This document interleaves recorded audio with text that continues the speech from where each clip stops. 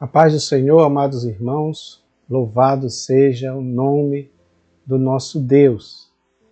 Agradecemos ao Senhor por esta oportunidade que Ele nos concede de estar aqui para juntos falarmos a respeito das revistas da CPAD, quarto trimestre de 2021, que tem o título O Apóstolo Paulo, Lições da Vida e Ministério do Apóstolo dos Gentios para a Igreja de Cristo. Tá bom? Então, nós já estamos na lição de número 2. A lição de número 2, que tem esse título, Saulo de Tarso, o Perseguidor. Então, desde já, eu quero desejar uma boa noite, a paz do Senhor. Espero que os irmãos possam também interagir com seus comentários, para que a gente possa crescer, não é, irmãos? Nós estamos usando essa ferramenta como um instrumento para a disseminação do ensino bíblico. E é um estudo que a gente faz antes da lição, é muito importante, antes do domingo, para que a gente possa ministrar com um pouquinho mais de subsídios, né? Então, é muito importante a gente estudar sobre esse tema. Meus amados, eu tenho aqui um gráfico que eu quero mostrar para vocês. Deixa eu somente dar um ajuste aqui no som. Acredito que está tudo certo aí no som, né? Se tiver, os irmãos podem nos dar esse feedback. Olha aí, meus irmãos, nós temos esse gráfico, o gráfico de número 2, Saulo de Tarso, o perseguidor, e o nosso textuário diz: E Saulo, respirando ainda ameaças e morte contra os discípulos do Senhor, dirigiu-se ao sumo sacerdote, que é esse texto que está aí, Atos capítulo 9, versículo 1. E a verdade prática diz o seguinte: a igreja é uma instituição divina que perdurará na terra até o arrebatamento, pois do contrário já teria acabado ao longo da história. Esta é uma verdade prática e atualíssima, porque de fato, se a igreja fosse obra de homens, conforme disse o mestre de Paulo, Gamaliel, o rabino Gamaliel, então esse trabalho, esse ministério já teria sucumbido, já teria sido destruído. Porém, a igreja, ela foi fundada, ela foi organizada, ela foi estruturada em Cristo, que é a rocha. Ele é a rocha, é o rochedo forte. Então, a igreja está fundamentada em Cristo Jesus, né? Então, estando fundamentada em Cristo Jesus, ela jamais, meus irmãos, ela jamais será destruída, visto que foi o nosso próprio Deus, o nosso Cristo, quem a fundou, tá bom? Então é importante que se diga isso, tá? O nosso gráfico esboço, como sempre, os irmãos sabem, está dividido em 3 pontos. Primeiro ponto, Saulo de Tarso, perseguidor, implacável. Aí temos a divisão. Saulo se descreve como blasfemo, perseguidor e opressor, 1 Timóteo 1,13. Segundo, ameaças de Saulo de Tarso. E terceiro, por que Saulo perseguia os cristãos. Ok, meus irmãos? Então, no tópico 2, nós temos a perseguição contra a Igreja de Cristo, contra os seguidores de Jesus, Saulo de Tarso e Estevão, né? E aí nós temos uma intolerância religiosa e política contra a igreja atual, vamos ver isso daí também, ok? Terceiro ponto temos, quando um sistema se volta contra a igreja, como era a perseguição contra os primeiros cristãos, perseguição, tortura e método, e aí a perseguição aos pentecostais, tá bom? Lembrando, meus amados, que em cada um desses pontos nós temos aí a síntese do ponto. Isso é muito importante para que a gente possa entender o que cada ponto desse está falando. Isso é muito bom porque você sistematiza o ensino, viu, irmão? Você sabe do que aquele ponto está falando e aí é uma forma mais didática de nós aprendermos, tá? Então, meu boa noite aqui, paz do Senhor para os nossos irmãos, irmão Manuel Pinheiro, nosso dirigente, e agora presbítero Manuel Pinheiro, Deus abençoe, a irmã Dalva Polese também, Kleber Rocha, meu cunhado, Deus abençoe, paz do Senhor, Marilane, minha irmã também. Então, eu quero muito que vocês participem, tá bom, irmão? Dê aí sua sugestão, sua opinião sobre o tema, que está muito interessante. Então, olha só, esse é o nosso gráfico esboço, conforme eu mostrei para os irmãos, e aí nós já vamos para o primeiro ponto, que fala Saulo de Tarso, o perseguidor implacável, ok? Meus queridos, eu fiz uma pequena reflexão para dizer para vocês logo de início o seguinte, tá? Aquilo que nós somos também é aquilo que nós fazemos, pensamos ou sentimos. Aqui no primeiro ponto fala de Saulo de Tarso, perseguidor implacável. E ele mesmo, Saulo, se descreve como blasfemo, perseguidor e opressor. Tá? Então a pergunta que se faz aqui é a seguinte: quem era Paulo? Quem era esse personagem? Tá? Por que ele fazia aquilo que fazia? Por que ele se dizia um blasfemo, perseguidor e opressor? Eu quero sugerir aos irmãos uma forma de nós entendermos melhor Paulo, porque, como eu disse para vocês, a gente precisa entender, para entender uma pessoa, a gente entende o que ela faz, o que ela pensa, o que ela sente, ok? Então, para a gente entender por que ele fazia essas coisas, penso eu que é importante nós entendermos também a origem de Paulo. Então, todos nós sabemos que a origem dele é do farisaísmo, né?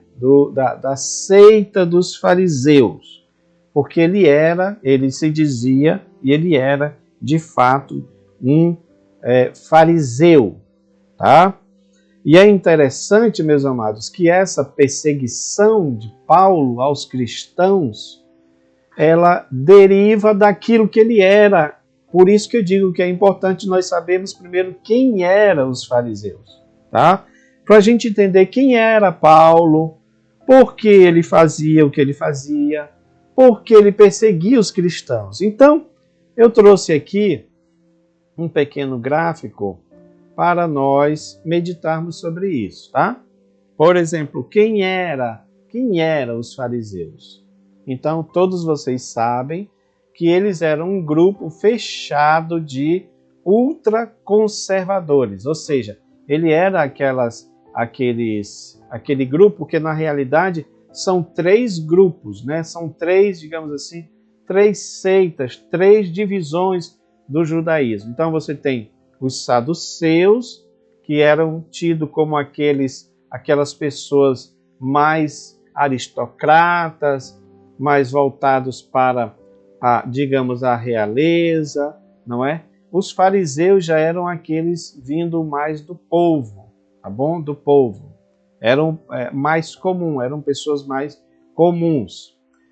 Mas eles eram ultraconservadores, eles observavam todos os mínimos detalhes da lei, tá? Eles também eram, conforme você pode ler aí, apegados às tradições e costumes dos antepassados, ok?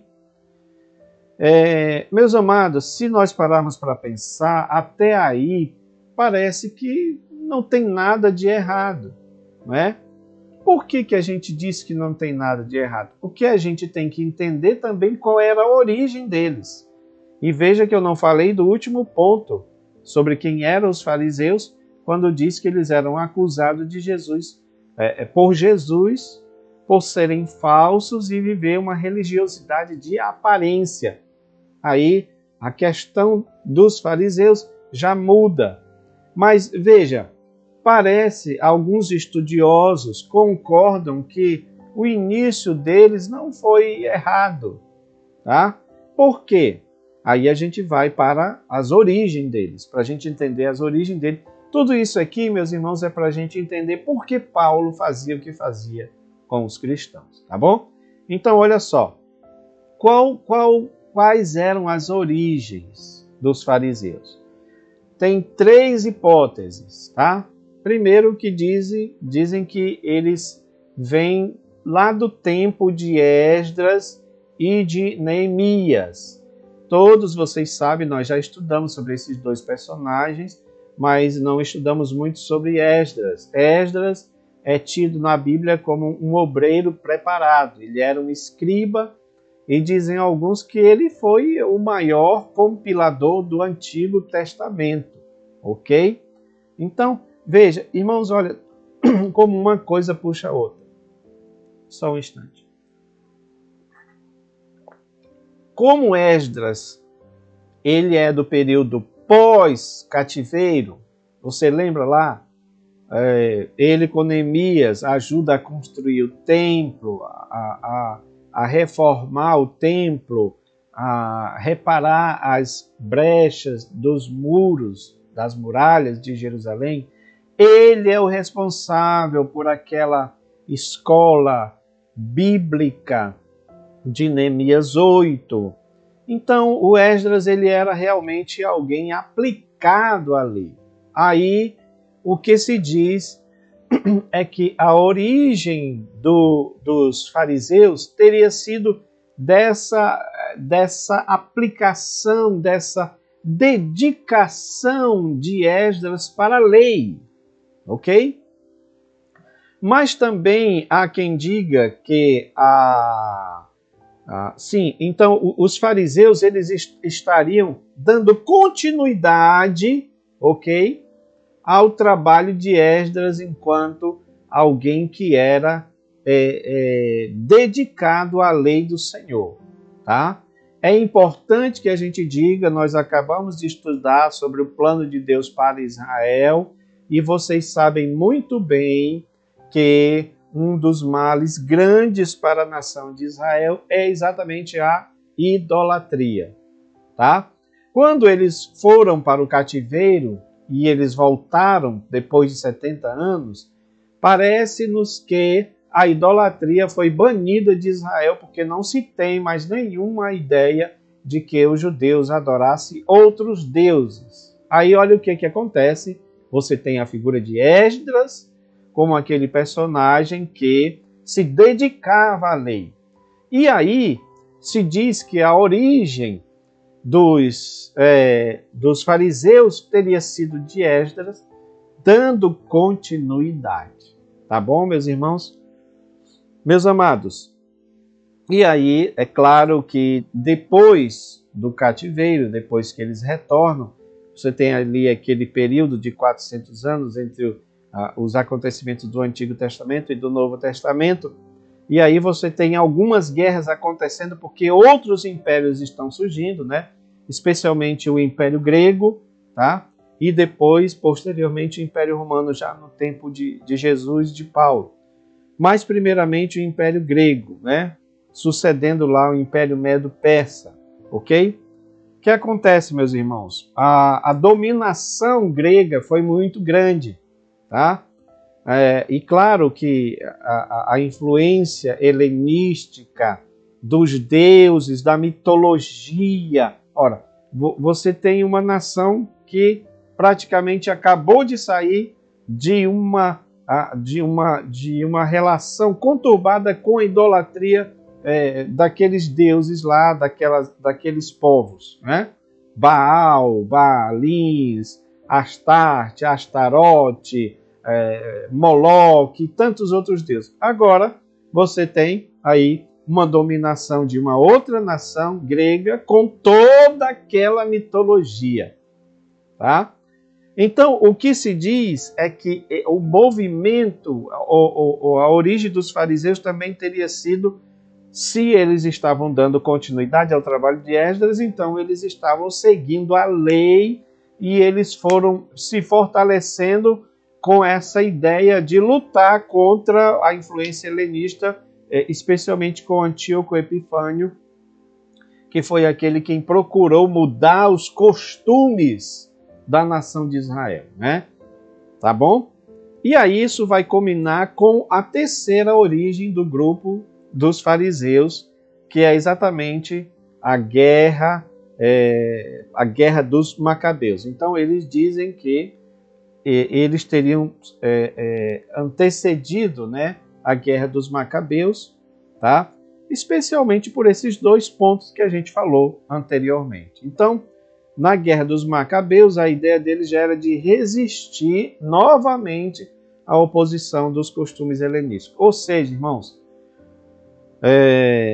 aqui no terceiro ponto, esse terceiro ponto, tá, das origens, é o mais aceito. Até porque, se a gente for parar para pensar, ele vai ser uma continuidade dos primeiros. Porque se eles são aqueles que seguem à risca, então eles vão ser realmente ultraconservadores. E nesse ponto aí é o que a gente está falando, o ponto positivo dos fariseus, ok?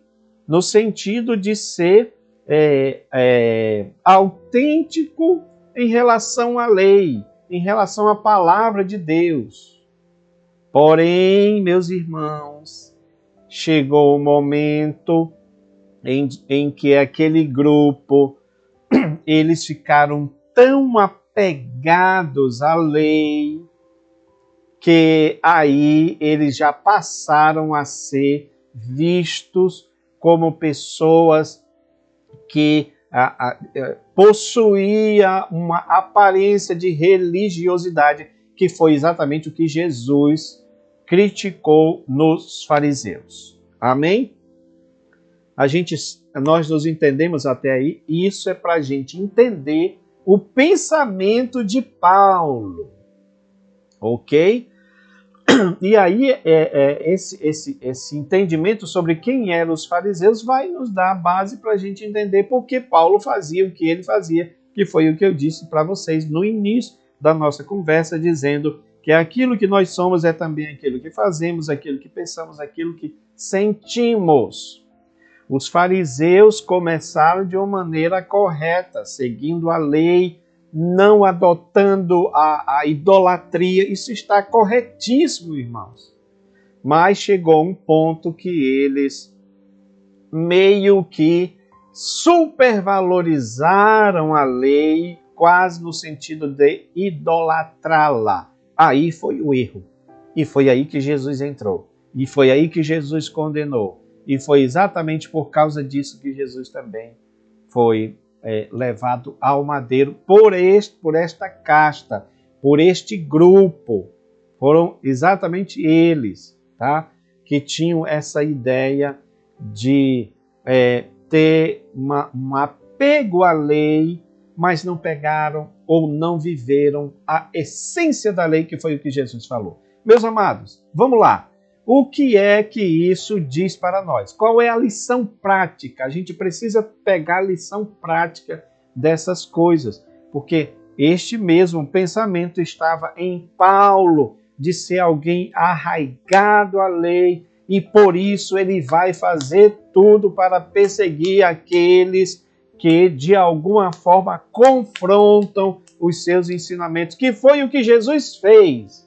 Então a ideia de Paulo era mais ou menos essa: ora, se mataram o líder desse movimento por causa do que ele fazia, por causa do que ele dizia, então nós precisamos também acabar com os seus seguidores. Agora você entende por que Paulo fazia o que ele fazia? Porque ele era fariseu, porque os fariseus eram conservadores, eles tinham aquele início de serem alguém apegado à lei, devotado ao Senhor, porém eles se esqueceram da essência da lei, que foi o que Jesus falou. Essa lição serve para nós nos dias de hoje, viu?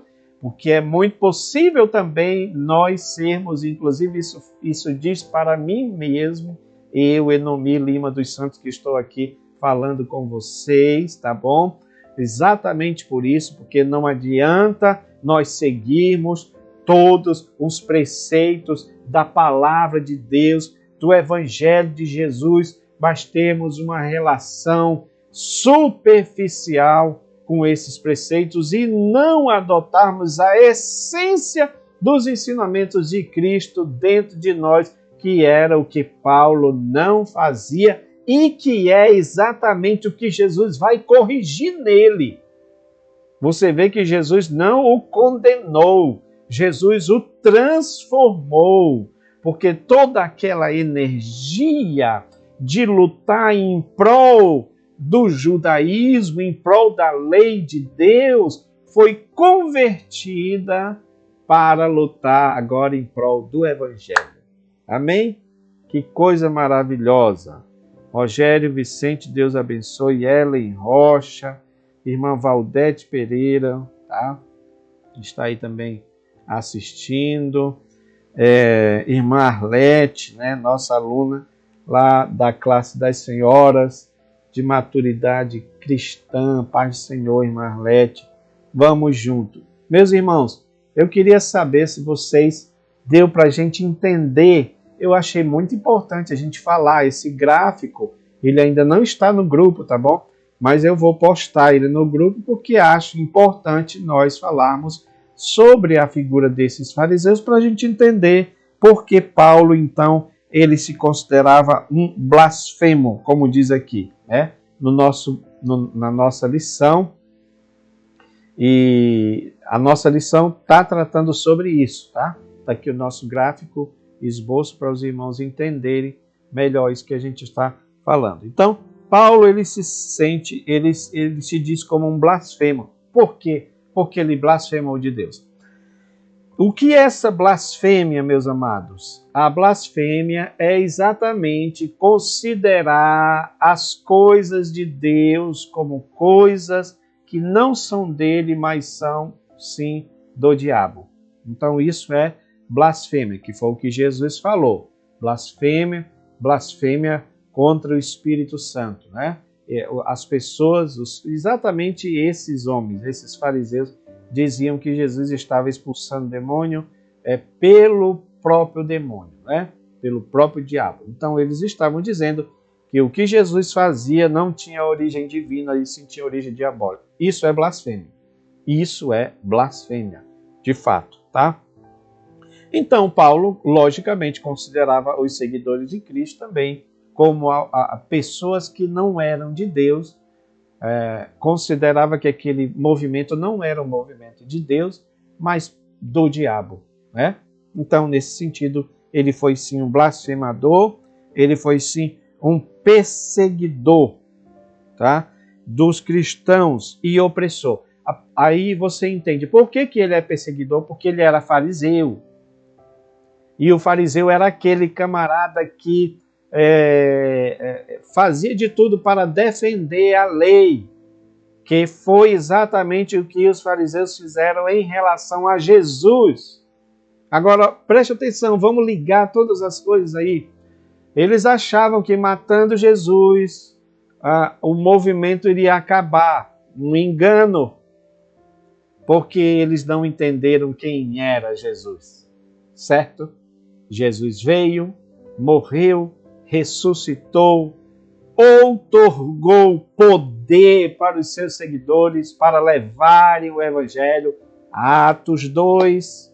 Aí você tem aí, olha só, irmãos, que coisa maravilhosa. Uma coisa vai puxando a outra.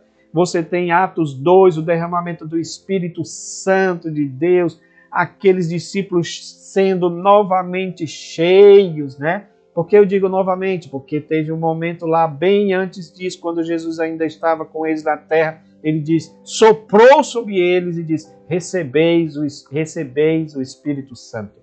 Porém, aqui em Atos 2, o Espírito Santo desce sobre eles e digo eu não, Senhor, tá bom, irmãos? Para depois ninguém dizer que a gente está inventando coisas. são inferências, são conjecturas que a gente faz, porque não havia apenas só os 12 discípulos, mas havia muitos outros discípulos no dia do Pentecostes, quando o Espírito Santo desceu sobre eles. Então imagino que entre eles estava lá Felipe, estava lá Estevão, que a Bíblia diz que era cheio do Espírito Santo de Deus. Então, quando Estevão faz a defesa de Cristo, você vê isso no capítulo 6, ele vai falando tudo sobre Jesus desde lá do início, tá bom? Então, a gente pode dizer que é como se fosse uma bíbliazinha ali em miniatura, tá? Meus amados, preste atenção como é impressionante isso. Nós vamos falar sobre Saulo e Estevão, como Deus usou este homem. Então, eu vou deixar mais para adiante, só para dizer uma coisa para vocês aqui. Claro que isto revoltava a Paulo, porque ele estava consentindo na morte de Estevão, tá bom?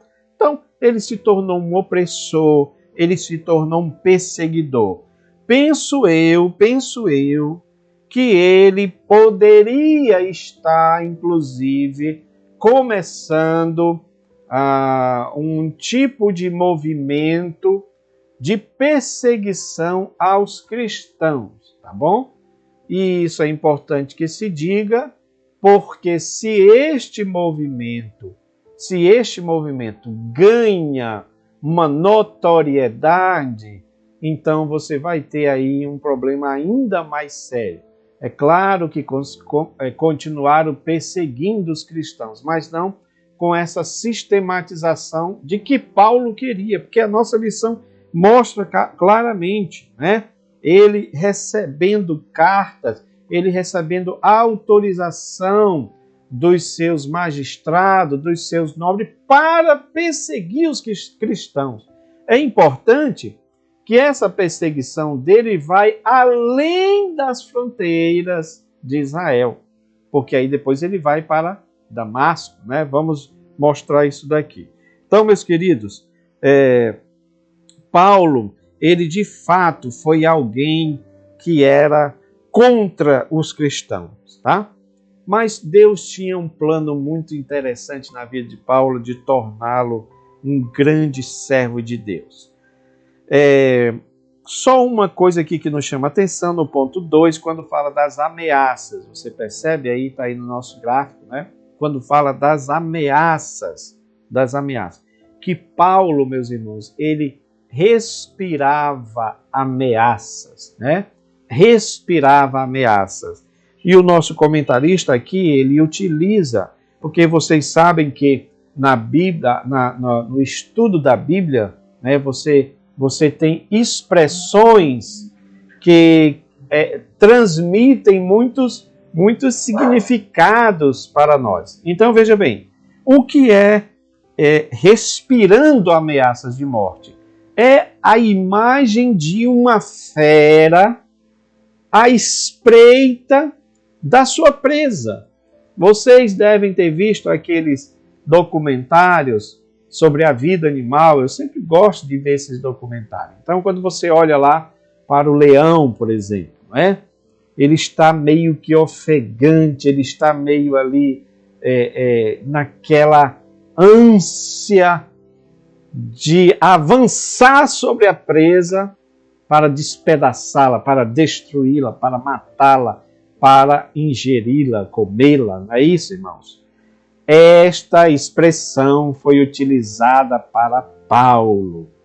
É como se ele estivesse, irmãos, escute bem para você entender a questão, rangendo os dentes contra os cristãos. Novamente, porque ele fazia isto? Porque ele era fariseu e ele tinha todas aquelas origens que eu mostrei para os irmãos, e porque ele não tinha comunhão com Deus. Ele tinha uma religiosidade de aparências, tá bom? Por isso que ele rangia os dentes como uma fera, como um animal, para destruir os cristãos. Tá bom? Meus amados, Isto existe também nos dias atuais? Sim, vamos mostrar aqui algumas coisas, tá bom? Sobre essa questão da perseguição, mas eu quero dizer para você que uma das perseguições mais tristes que eu imagino que deve existir é a perseguição dos próprios cristãos, dos próprios irmãos. Então, veja que esse espírito que agia em Paulo, age em alguns cristãos também nos dias de hoje, ou pelo menos em pessoas que se dizem cristãos, porque quando você vê um irmão com ódio do outro irmão, tá bom? Rangendo os dentes, quando você vê um irmão respirando ameaças de morte, tá? Isso também é esse espírito maligno de destruição que você vê se apoderando de Paulo como uma fera para destruir. Meus amados, eu quero dizer outra coisa para vocês. Me veio aqui a memória, por isso que eu digo que é bom a gente fazer o link, a conexão das coisas, né? Sem se perder muito. Quando Caim e Abel ofereceram o sacrifício ao Senhor, Deus não respondeu o sacrifício de Caim, e sim o de Abel, mas no diálogo de Deus com Caim, ele diz: por que descaiu o teu semblante? Se tu fizeres o que é correto, não será bem para ti. Mas eis aí o mal está à tua porta, cumpre a ti dominá-lo. Aquela expressão, o mal está à sua porta, é semelhante a esta, sabia? Só muda um pouco as frases, as palavras, mas a expressão, o mal está à tua porta, é como se dissesse: a fera está à tua espreita. O mal está querendo tomar conta de ti para te destruir. É a mesma coisa aqui deste personagem Paulo. Porém, aqui o mal já estava nele. E ele, já como uma fera, já estava querendo fazer isso com os cristãos. Meus amados, a exemplo de Caim, não adiantou Deus falar isso para ele, porque o mal, como uma fera, tomou conta de Caim. E o que é que ele faz, meus irmãos? Ele vai e mata o seu irmão Abel. Então, assim como Caim, Paulo estava tomado desta fera, que é o próprio mal. O mal intrínseco na carne. Por isso que ele odiava os cristãos. Por isso que ele perseguia os cristãos. Por isso que ele encerrava eles na cadeia. Por isso que eles os matava, consentia na sua morte. Tá? Então, é importante nós entendermos sobre isto. Ok?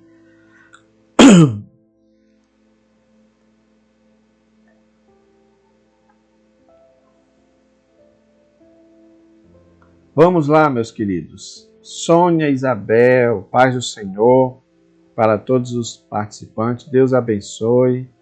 Tá? A irmã Dalva, deu para entender. Eu tinha até um pouco de birra de Saulo. Mas ele tinha convicção que estava certo pelo que aprendeu desde criança. É isso, irmã Dalva. É mais ou menos aquela ideia de você aprender os preceitos, mas não aprender a essência. Ok? Porque se ele aprende a essência, a primeira coisa que ele tinha que abandonar era exatamente essa ideia de querer matar um cristão, um outro irmão seu. Porque foi isso que Jesus também condenou. Tá? Jesus disse em certa feita, comparando com a lei: olha, vocês sabem que na lei está dito assim, pois eu digo para vocês, se você nutrir ódio com o seu irmão, você já é assassino dele. E Paulo não só nutria o ódio, como ele também ia para a prática com este ódio. Então, penso eu que é bom nós tomarmos cuidado do nosso coração em relação a isso, tá bom, meus queridos? Vamos lá. Eu quero mostrar um outro gráfico aqui para os irmãos, que é também muito importante. Não sei se eu coloquei aqui.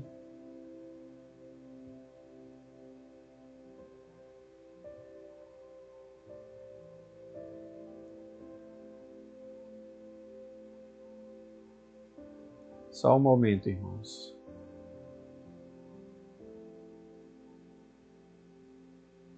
Eu queria mostrar para os irmãos aqui esse gráfico. Aí, achei. Meus queridos, esse gráfico aí, eu vou também postar ele no grupo, tá? Não deu tempo, porque muitas vezes a gente faz tudo em cima da hora, assim. Por isso que às vezes tem erros aí em português e tal, de informações. Eu quero contar com a colaboração dos irmãos, né? Tem muitos irmãos que aí vão, olha irmão, a lição não é 1, é a lição 2. Acontece, tá, irmãos? Nós somos humanos e erramos, tá? Mas olha só, esse gráfico ele é muito importante para a gente entender o que foi que aconteceu com Paulo, essa perseguição dele. Então você tem ali, ó, Jerusalém, tá? Eu acho que está dando para os irmãos enxergarem, né? Você vai acompanhando, irmãos, ali pela numeração, tá bom? Esse gráfico ele vai mostrando passo a passo da ida de Paulo e também da conversão dele, tá? Da ida de Paulo e da conversão dele. Claro que eu vou usar ele no próximo também, mas aqui é só para os irmãos entenderem como é que foi essa dinâmica. Então, Paulo, ele sai ali de Jerusalém, que você está vendo aí, tá? Sai de Jerusalém e vai para Damasco. Damasco, tá? Ele faz isso porque ele está vendo que o movimento dos cristãos está se expandindo. E quando ele pede autorização para ir para Damasco, é porque, logicamente, ele sabia que lá em Damasco ele tinha pessoas que eram cristãos que estavam lá, tá? É interessante que a primeira coisa que você pensa é isso, mas como é que ele tem autorização para ir nesses lugares e arrastar essas pessoas? É porque dizem, né, os estudiosos, que dentro dos preceitos lá do próprio judaísmo, eles podiam fazer isso, eles tinham cartas, por isso que ele pedia cartas para fazer esse tipo de coisa, tá? Exatamente para trazer essas pessoas de lá. Então, é exatamente isso que ele faz. É exatamente isso que ele se empenha nesta campanha. Por isso que eu estava dizendo para os irmãos que é quase como uma campanha, não é? de perseguição mesmo aos cristãos.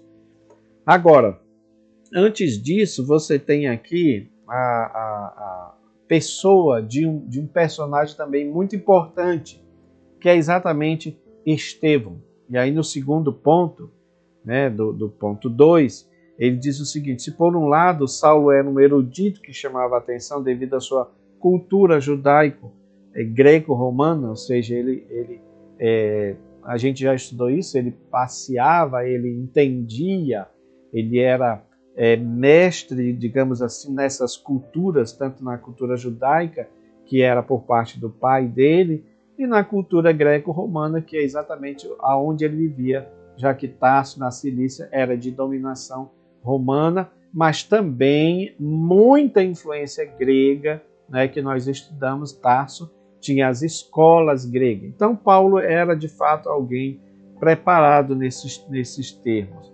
Mas existia ali um outro erudito no judaísmo, que era exatamente Estevão. Estevão conhecia todo o judaísmo, né? Tanto é que no capítulo 2, que é aquilo que eu falei para os irmãos, ele está lá fazendo uma defesa de Cristo, e essa defesa de Cristo também é a aplicação, a aplicabilidade, tá bom? Do judaísmo, da lei, para o evangelho de Jesus, porque ele vai mostrar que desde Abraão, desde o patriarcado, Abraão, Isaac e Jacó, aí você tem, por exemplo, as 12 tribos de Israel já no Egito, aí você tem Deus levantando Moisés, o grande líder, para tirar a nação de lá. Lembra que eu falei para vocês? Olha, Deus promete uma nação, e Deus promete uma nação porque ele queria que desta nação viesse o Salvador. Então, o Estevão ele vai mostrando que em Abraão você tem a promessa da nação, tá?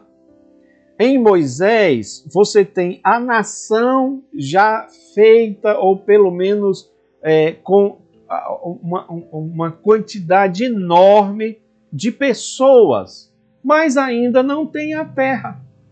Então Deus usa Moisés para tirar o povo de lá. Ele passa aqueles 40 anos no Egito, no deserto, para levar o povo para Canaã, né? Claro que você tem lá o problema de Cádiz Barné, eles passam mais 40 anos, passaram tempo a mais ainda no deserto, mas a ideia era que Deus, através de Abraão, Isaque e Jacó, criasse a nação, tá? Deus, através de Moisés, pudesse levar a nação para ter uma terra, para estar em uma terra, ok? E também, através da monarquia, especialmente com o rei Davi, Deus prometesse que deste rei haveria um trono perpétuo, um trono eterno, tá? Da linhagem desse rei. Aí você tem Jesus como o filho de Davi, como o rei que seria aquele que iria governar para todo sempre, tá? Eternamente. Que é o que vai acontecer quando Cristo vier no seu reino milenial. Tudo isso, o Estevão, ele inspirado e cheio do Espírito Santo de Deus, ele fala ali naquele momento para os fariseus. E é claro, irmãos, quando você fala dessas verdades, que são verdades inegociáveis, verdades eternas, você vai mexer com o inferno. Então, por isso que a Bíblia diz que eles rangiam os dentes. Novamente, lembra daquilo que a gente estava falando? Desse mal no homem, no sentido de transmitir transmitir a malignidade, causar destruição, que era o que eles estavam fazendo, né? Causando destruição, matando os servos de Deus. E ali eles vão contra o próprio Estevão e matam ele, apedrejam ele, tá? Só que o que eles não entendiam é que o sangue destes homens, a começar do sangue de Cristo derramado, era semente para germinar vários e vários outros cristãos. É isso que o diabo até hoje não entendeu, meus irmãos. Não adianta matar um servo de Deus, porque o sangue deste servo de Deus vai servir como base, vai servir como plantação, como semente para outros germinarem. A prova disso é que você tem aí países, nós vamos mostrar aqui, países perseguidores, como por exemplo a China, são países perseguidores, tá?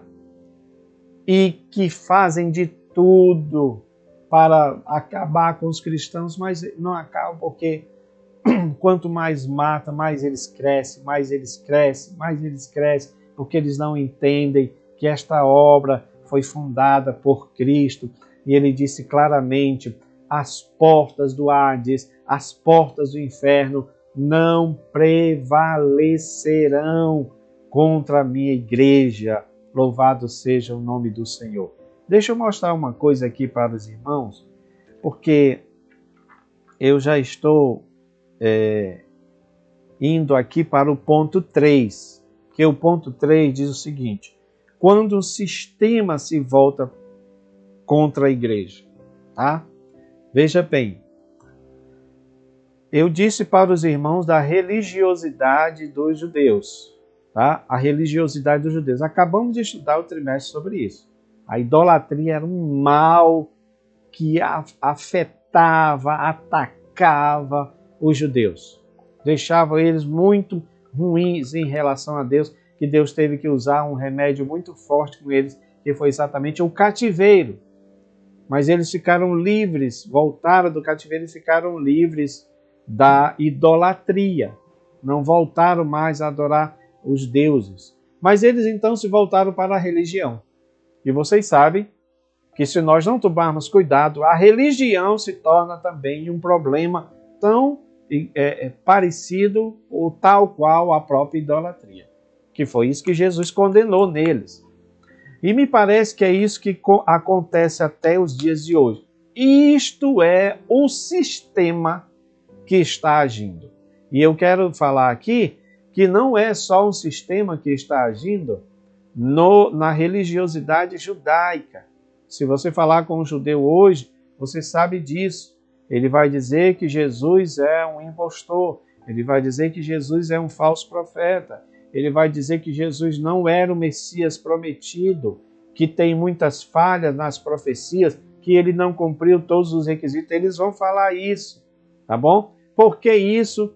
Porque eles se valeram da religiosidade deles e não entenderam a essência da lei, que foi o que Jesus falou. A essência da lei é Cristo, tudo apontava para Cristo. Todo aquele sistema sacrificial dos animais que eram mortos apontava para Cristo, mas eles não aceitaram. Então, até hoje, esse tipo de coisa também existe. É possível que até dentro do meio evangélico exista essa religiosidade em demasia que esquece da essência que foi o que Jesus falou. Ok, irmãos? Então, essa perseguição nos primeiros séculos era dessa forma. Era uma perseguição em que você tinha lá pessoas como Paulo que se empenhava em destruir, em matar, em acabar com aquele movimento. Ok? Uma coisa que Jesus já tinha dito lá em João 16:2, expulsar-vos-ão das sinagogas, vem mesmo a hora em que qualquer que vos matar, cuidará a fazer um serviço a Deus. Opa, esse ponto é importante a gente entender. Por quê? Porque tem gente hoje que se diz que está fazendo um serviço para Deus, quando na verdade não está. Quando na verdade está indo contra os preceitos do Senhor. Isso também é algo que a gente precisa colocar em pauta, tá bom, irmãos? Nós refletirmos sobre isso. Precisamos refletir sobre isso. E aí é que eu quero mostrar aos irmãos aqui, nesse ponto, porque diz que Paulo, ele torturava os primeiros cristãos, né? Além de castigá-los fisicamente, ele empregava tortura psicológica para induzi-los a blasfemarem, tá? E aí, claro que no último ponto que ele está falando da perseguição aos pentecostais, que a gente sabe que isto foi uma realidade, mas não foi só aos pentecostais, porque antes dos pentecostais chegarem aqui no Brasil, nós já tínhamos evangélicos aqui, tá bom? Evangélicos, principalmente batistas, presbiterianos, então já estavam aqui, tá? E eles também enfrentaram muitas oposições. É importante que a gente diga isso. Meus amados, e aí eu quero ir para uma parte prática para a gente já encerrar, ok? Como é a questão da perseguição nos dias atuais? E aí eu estou aqui com este gráfico que eu falei para os irmãos. Este gráfico ele está falando da lista da perseguição mundial. Claro que esse gráfico ele é da missão Portas Abertas, do irmão André, que é uma obra missionária muito conhecida em todo o mundo, porque ele é de fato alguém que se empenha no trabalho missionário, principalmente para suprir, para ajudar a igreja chamada Igreja Perseguida. Então você tem aí, meus irmãos, a lista dos 50 países onde seguir a Cristo pode custar a vida, tá bom? Deixa eu ver se eu consigo dar um zoom aqui para os irmãos, pelo menos verem esses 30 primeiros, tá? Esses 30 primeiros, tá aí, olha. Então você tem Coreia do Norte, tá? Coreia do Norte, regime altamente fechado, altamente cruel com os cristãos, não é? Inclusive porque o próprio líder é tido como alguém para ser adorado, né? Uma coisa muito parecida com o que fazia lá os imperadores e também os faraós do Egito, tá? Então você também tem Afeganistão. O Afeganistão já é mais voltado para a questão muçulmana, tá? Enquanto a Coreia é mais política, por causa da questão do comunismo, da questão do regime político ditatorial no Afeganistão, Somália, Líbia, Paquistão, Eritreia. Esses aí eles já são mais voltados para a questão religiosa, tá? Para a questão religiosa. Olha só, irmãos, eu posso voltar lá para o gráfico, mas esse outro gráfico aí, ele mostra os mecanismos de perseguição. Isso eu estou falando nos dias de hoje. É importante também que os irmãos, os professores principalmente, possam levar isso daí para mostrar para o seu aluno, né? Isso aí foi mostrado no DIP deste ano, tá? Eu só estou relembrando aqui, não é meu esse gráfico, é do pessoal dessa obra missionária Portas Abertas, tá? Então eles dizem o seguinte, olha só, que a perseguição tem esses 3 métodos aí, tá? A perseguição tem esses 3 métodos. Deixa eu ver se eu consigo ampliar, não sei, não dá para ampliar aqui. Vamos lá, para mostrar aqui para os irmãos. Olha só. Então, o mecanismo de perseguição tem esses 3 métodos. Então, ele pode ser exclusivista, porque está relacionada com a convicção religiosa de que só aquela religião é a verdadeira, e aí, querendo ou não, você tem o muçulmano nesse sentido, né? Tanto é que eles têm lá a Sharia, de expandir, aquele plano de expandir a religião islâmica por todo o mundo, e claro que isso aí vai gerar problemas, né, irmãos? É bom que a gente diga que no Brasil você tem o islamismo também forte, você tem lideranças islâmicas aqui, e não existe proibição para eles. Não é verdade, irmãos? Mas existe proibição, perseguição e até morte para muitos que vão para esses países. Inclusive de adeptos da religião que porventura venham a aceitar o evangelho de Jesus ou outra religião. Ele é banido, ele é expulso, é um problema sério. Tudo por causa disso, né?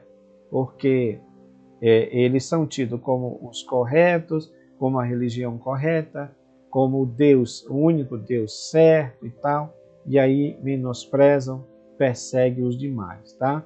Então, olha, dentro do impulso inclusivista, você tem a opressão islâmica, tá?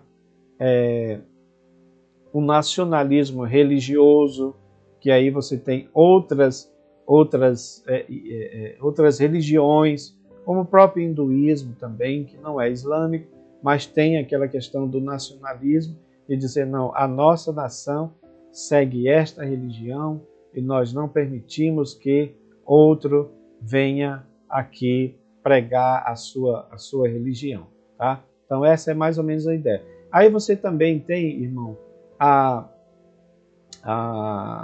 concepção secularista, que exerce pressão sobre aqueles que não aderem à ideologia, ou seja, é mais voltada para a ideologia do momento. Então você tem aí várias manifestações nesse sentido como tipo de perseguição, e você tem também a perseguição no sentido exploratória, no sentido pura e simplesmente de ter recursos, de ganhar recursos. Esses são os motivos que eu estou falando aqui para os irmãos, pelos quais a igreja é perseguida nos dias atuais, tá bom?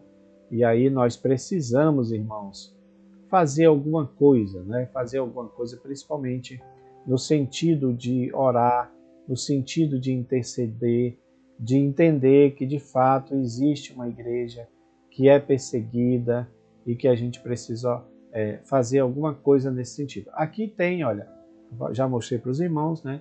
Então, Coreia do Norte, Afeganistão, Somália, Líbia, Paquistão, Eritreia, Iêmen, Irã, Nigéria, Índia, Iraque, Síria, Sudão, Arábia Saudita, Maldivas, Egito, China, Mianmar também, Vietnã, Mauritânia. Então, todos esses países aqui na nossa América Latina, você tem aqui Colômbia também, tá, irmãos? É tido como um país onde é complicado você ser um cristão. É importante que se diga que isto não é algo que nós criamos, tá? Isso aqui é com base em dados, é com base em informações. Se você entrar lá no site do Portas Abertas, você vai ver que isto é uma realidade, porque, afinal de contas, você tem o contato, né? Esses irmãos, no caso a Missão Portas Abertas, tem o contato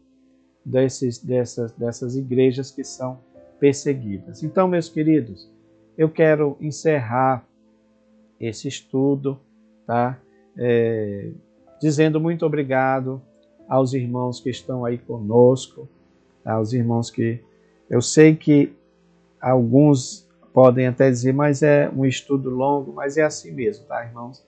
Na escola dominical também, eu sempre faço aqui aquilo que eu faria também na escola dominical. Não dá para a gente dar um assunto desse em 20 minutos, né? Principalmente se você tem subsídios, tá bom, professor? Porque também se não tem mais nada para a gente falar, aí a gente encerra, como eu quero agora encerrar aqui, dando a paz do Senhor para os irmãos que estão conosco. Eu sei que nós ainda não organizamos melhor o grupo lá, o nosso canal no YouTube. Eu quero fazer isso para que a gente possa também transmitir por lá e aqui também pelo Facebook, tá bom? Meus amados, que Deus abençoe vocês, que Deus dê uma semana de vitória, tá bom? Que o Senhor possa cada vez mais se revelar para nós, que tenhamos esse ânimo de orar pela igreja perseguida, por aqueles que sofrem perseguição. Esse, acredito que é a parte mais prática da lição, para que a gente se coloque no lugar do outro e saiba o que nossos irmãos estão sofrendo ao redor do mundo, assim como você estudou aí sobre Paulo, esse perseguidor da igreja do Senhor, tá bom? Então, que Deus abençoe vocês, que Deus nos guarde, nos proteja e esteja conosco até o Senhor voltar. Que Deus os abençoe. Paz do Senhor.